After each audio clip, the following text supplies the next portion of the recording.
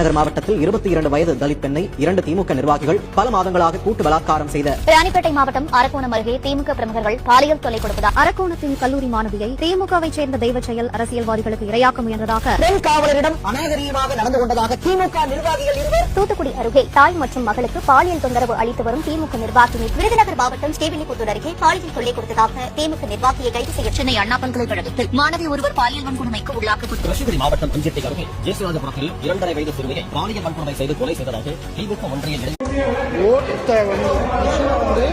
உடச்சிட்டாப்ல உடைச்சு திரும்ப சீலை உடைச்சு திரும்ப துணிட்டாப்ல இதை நாங்க சீலாம் வச்சு கையெழுத்து போட்டு போனதுக்கு பின்னாடி இந்த இது எப்படி ஓபன்